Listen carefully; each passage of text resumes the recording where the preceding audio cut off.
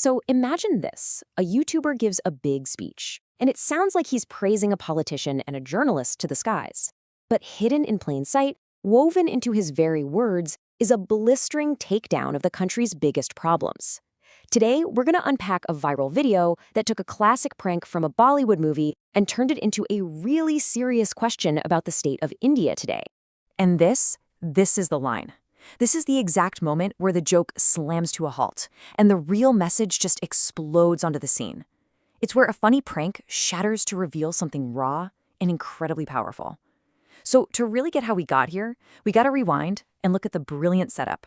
You see, the creator, a guy named Prav Jha, builds his entire prank on a legendary scene from the super famous Bollywood film Three Idiots. Now, if you're familiar with the movie, you instantly know what's about to happen. You see the trap being set. But even if you've never seen it, don't worry, the concept is simple, and honestly, it's hilariously effective. So, how does the prank work? It's all about wordplay. You take a speech that's just full of praise, you find a couple of keywords, and you swap them with words that sound almost identical, but mean something completely different, usually something pretty offensive.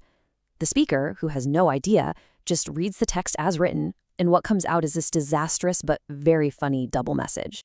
Here's a perfect example from the film that Jha cleverly uses.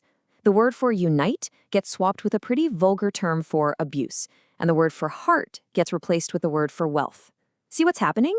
With just these simple little switches, a speech about bringing people together and winning their hearts becomes, well, something else entirely. Now, Jha doesn't just copy the prank, he basically weaponizes it. He takes his formula and aims it like a laser at some very specific, very public figures. And he starts with a really well-known journalist. The speech kicks off, and it really sounds like he's just heaping praise on this journalist. Shah, who's playing the role of a devoted news editor, just keeps building him up, talking about all of his incredible contributions to the country. So the main claim, the core of all this praise, is that this journalist's work has consistently brought the people of India together. It's exactly the kind of thing you'd expect to hear in a fancy award speech. But of course, you know there's a twist coming. And bam, this is where the prank lands its punch. By swapping that one little word we saw earlier, unite, for abuse, the entire meaning gets flipped on its head. What sounded like gushing praise suddenly becomes this razor-sharp accusation that the journalist has actually been harming the country, maybe with divisive reporting. It's just a brutal piece of satire, and it's delivered with a perfectly straight face. So next up, Jha turns his focus to the politician who's there in the audience, and for this part, he uses that second word swap. He looks the minister right in the eye and praises him for the way he has stolen the country's wealth. And this, right here, is the genius of the whole thing. After making that absolutely shocking accusation, Jha's character quickly corrects himself. He says, "Oh, my apologies, that was a typo. I meant to say you stole the country's heart."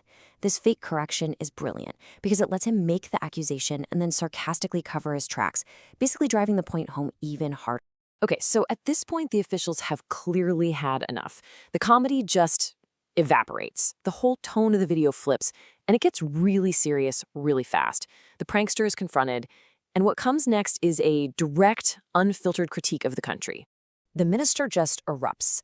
But notice, instead of even trying to address the criticism, he immediately jumps to a powerful accusation, Deshdrohi, which means traitor.